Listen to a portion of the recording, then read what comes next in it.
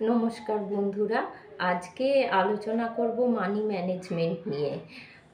কেউ ধরুন 1,00,000 টাকা মাইনে পায়, সে যদি 80,000 টাকা খরচই করে দেয় তাহলে জমালো মাত্র 20,000 টাকা। আর কেউ ধরুন মাসে 50,000 টাকা মাইনে পায়, কিন্তু সে বুদ্ধি করে খরচ করলে যদি 20,000 টাকার জায়গায় 30,000 টাকা জমাতে পারে, তাহলে আলটিমেটলি কে ধনী হবে? তো সেকেন্ড জনই হবে। তো আমার মতে ইনকাম করতে পারার সাথে সাথে সঞ্চয় করতে পারাটা একটা বিরাট ব্যাপার। সঞ্চয় না করতে পারলে আপনি কিছুতেই ধনী হতে পারবেন না। এবার ধরুন ব্যাপারটা একটা ফর্মুলায় চলে, income minus expenditure is equal to আপনার অ্যাসেট। তো আমি কিভাবে আমার সংসার খরচ থেকে অল্প করে হলেও জমাতে থাকি এবং বিন্দু বিন্দুতে সিন্ধু হয়, সেইটাই আজকে কয়েকটি টিপস দিয়ে আপনাদের সাথে শেয়ার করতে চলেছি।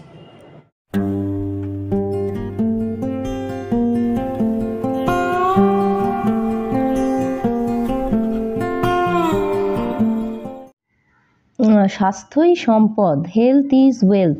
তো প্রথম এই সম্পদটিকে রক্ষা করা আমাদের সবথেকে বড় দায়িত্ব। বাড়িতেই পুষ্টিকর রান্না করুন। এখন ইউটিউবের দৌলতে হেন কোনো রান্না নেই যা আমরা বাড়িতে করতে পারি না। শুধু প্রয়োজন একটু ধৈর্য আর একটুখানি সময়ের। হ্যাঁ, মাঝে মাঝে আমরা বাইরে খেতেই পারি, কিন্তু চেষ্টা করুন যাতে বাড়িতেই পুষ্টিকর এবং সুস্বাদু রান্না বানানো যায়। তাতে বাড়ির লোকজনের স্বাস্থ্যও যেমন ভালো থাকবে, তেমনি নিজের স্বাস্থ্যও ভালো থাকবে। আর স্বাস্থ্য ভালো থাকলে ডাক্তারের পিছনে খরচা কমবে, ফলে আর সব কিছু আমরা এনজয়ও করতে পারবো। আর বছরের যে কোনো সময়ই সিজনাল ফল খেতে ভুলবেন না। শীত হোক, গ্রীষ্ম হোক, ফলের মধ্যে যে ভিটামিন মিনারেলস আছে তা মাল্টিভিটামিন ট্যাবলেটেও পাওয়া যায় না, তাই ফল খেতে ভুলবেন না। ডাক্তারের পরামর্শ অনুযায়ী আমি 30 বছরের পর থেকে ডেলি একটা করে ক্যালসিয়াম ট্যাবলেট নিই। আর এতে আমার কোনো ব্যথা বা যন্ত্রণা নেই, আমি প্রচুর কাজকর্ম করতে পারি, কোনো প্রবলেম হয় না। আচ্ছা, ডেলি আরেকটা আমরা যেটা করব, পরিশ্রম করা। যে কোনো ধরনের পরিশ্রম আপনি ডেলি একটা করে জায়গা ডিপ ক্লিনিং করুন বা প্রচুর কোথাও থেকে হেঁটে আসুন, কিছু অন্তত করুন। আমি যেমন করি, প্রত্যেক দিন ঘরের একটা করে কোণা বেছে নিই ডিপ ক্লিন করার জন্য। ডিপ ক্লিন করতে গেলে ওঠা নামা, হাঁটা চলা প্রচুর পরিশ্রম হয়, এবং তাতে আমাদের ঘরবাড়ি নিট অ্যান্ড ক্লিন হবার সাথে সাথে যেমন আমাদের অনেকটা এক্সারসাইজও হয়। খরচা করে জিমে গিয়ে টাকা দেবার কোনো দরকার নেই। আরেকভাবে আমি পয়সা বাঁচাই। প্রত্যেক দিন অনেক জামা কাপড় কাচা হয় এবং সেইগুলো দরকার হয় আয়রনিং করবার। বাইরে আয়রন করতে না দিয়ে আপনি বাড়িতেই করতে পারেন। এখন বাইরে আয়রনিং করতে আমি ঠিক সঠিক জানি না, তাও প্রত্যেকটা জামা বা প্যান্ট পিছু 6 টাকা থেকে 7 টাকা লাগে। তো আপনি বাড়িতে যদি করতে পারেন তাহলে আপনার অনেক টাকা দেখতে গেলে মাসের শেষে বেঁচে যাবে। আর আপনার জামা কাপড়ে ওয়েট করতে হবে না কখন আপনাকে প্রেস করিয়ে সে বাড়িতে দিয়ে যাবে। পরবর্তী হলো অযথা একগাদা জামা কাপড় না কেনা। ট্রেন্ড বা ফ্যাশনের পেছনে না দৌড়ে আপনাকে যা মানায় আপনি সেটা নির্বাচন করুন, এবং পুরনো আপনার কাছে যা আছে তাকে মিক্স অ্যান্ড ম্যাচ করে পরুন। ধরুন আপনার শাশুড়ির কাপড়, আপনি নিজে তাকে আলাদা করে ব্লাউজ করে আপনি পরতে পারেন। পুরনো কাপড় আমাদের কাছে প্রচুর থাকে, সেগুলোকে আলাদা ব্লাউজ বানিয়ে ব্যবহার করতে। আমরা একটা ভুল ধারণা পোষণ করি যে লোকে কি বলবে, একই কাপড় যদি পরি ভাববে এর আর জামা কাপড় নেই। কিন্তু লোকজন সত্যি কথায় কি মনে রাখে না। আপনি যেটা আজ পরলেন সেটা কালকে পরলেও অনেক সময়ই ভুলে যায়, ফলে এই নিয়ে মাথা ঘামাবেন। আরেকটি যেভাবে আমি টাকা বাঁচাই সেটা হলো ইলেকট্রিক স্কুটি ইউজ করে। এই ইলেকট্রিক স্কুটিটি হবার পর থেকে আমার প্রচুর টাকা বাস, রিক্সা, অটো ভাড়া বেঁচে যাচ্ছে, এবং ইলেকট্রিক স্কুটি হওয়ায় পেট্রোল ডিজেলের খরচ নেই। এখন পেট্রোল ডিজেলের দাম আকাশ ছোঁয়া, এবং আমাদের ছেলেকে পড়তে দিয়ে আসা নিয়ে আসা বা স্কুল থেকে দিয়ে আসা নিয়ে আসা, এগুলোতে আমার এখন আর কোনো অসুবিধে হয় না। এই স্কুটি নিয়েই আমি সব জায়গায় যেতে পারি। এবং প্রয়োজনে আপনি এই ইলেকট্রিসিটি খরচও বাঁচাতে পারেন সোলার প্যানেল ইউজ করে। আমাদের বাড়িতে সোলার প্যানেল লাগানো আছে, সেই দিয়েই আপনি ইচ্ছা করলেই সব কিছু চার্জ করে নিতে পারবেন। সোলার প্যানেল থাকুক বা না থাকুক, সবসময় লক্ষ্য রাখবেন অকারণে কোথাও ইলেকট্রিসিটি খরচ হচ্ছে কি না। মনে করে ঘর থেকে বেরোনোর সময় ঘরের আলোটা অবশ্যই নিভিয়ে তবে বেরোন। পরবর্তী যেটা আমি বলবো, ঘরবাড়ি অর্গানাইজ করা মানে গুছিয়ে রাখাটা খুবই জরুরি। সে ক্ষুদ্রাতি ক্ষুদ্র যে কোনো জিনিসের একটা আপনি রুম ঠিক করুন এবং সেই জিনিসটি সেখানেই রাখুন।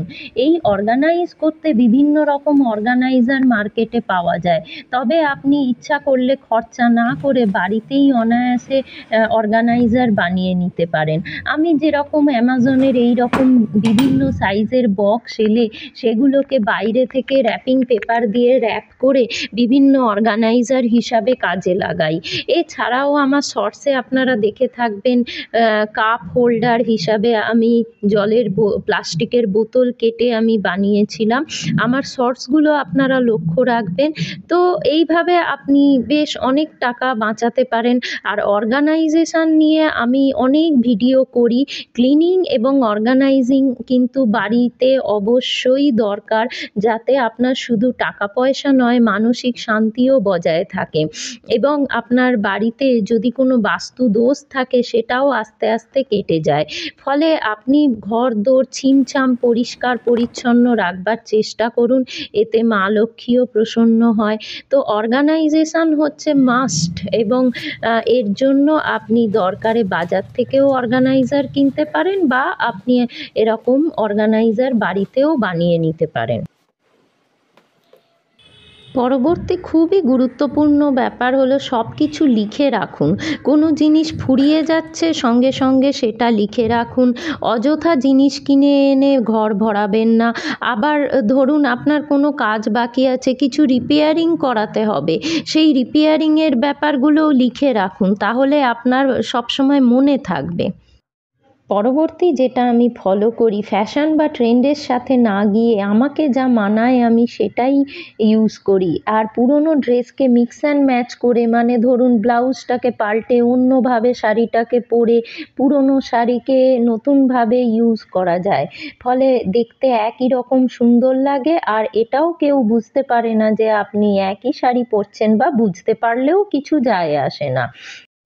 অযথা প্রচুর জামা কাপড় কেনার চেয়ে যা বাড়িতে আছে সেটাকেই ঘুরিয়ে ফিরিয়ে ব্যবহার করা উচিত।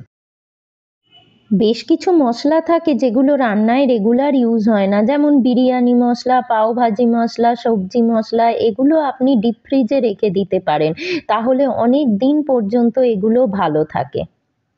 নেক্সট আসি, লিপস্টিক, আইলাইনার বা মেকআপ এসবের ক্ষেত্রে এক্সপায়ারি ডেট থাকে এবং সেগুলো স্ট্রিক্টলি মেনটেন করা উচিত, কারণ স্কিনের ব্যাপার। তো আপনি এগুলোর ক্ষেত্রে সব সময় অল্প সংখ্যক কিনবেন। এক গাদা লিপস্টিক বা এক গাদা মেকআপ কিট না কিনে অল্প কিনলে কি হবে, আপনার এক্সপায়ারি ডেটের মধ্যে সেগুলো ইউজ হয়ে যাবে, না হলে অযথা খরচা হয়, আর অতিরিক্ত কিনে কোনো লাভও হয় না। আমি কি করি, বাড়িতে যে সমস্ত জিনিস ফেলে দেবার হয় তার মধ্যে যদি কোনো জিনিসকে বিক্রি করা যায়, সেগুলো সে যত ক্ষুদ্রই হোক আমি জমিয়ে রাখি এবং সপ্তাহের শেষে সেগুলোকে আমি ফেরিওয়ালাদের কাছে বিক্রি করে দিই। এতে খুব সামান্য টাকা এলেও আসে, কিন্তু এই জিনিসগুলো ফেলে না দিয়ে সঠিকভাবে রেখে দিলে আপনার অল্প হলেও জমা টাকা হয়।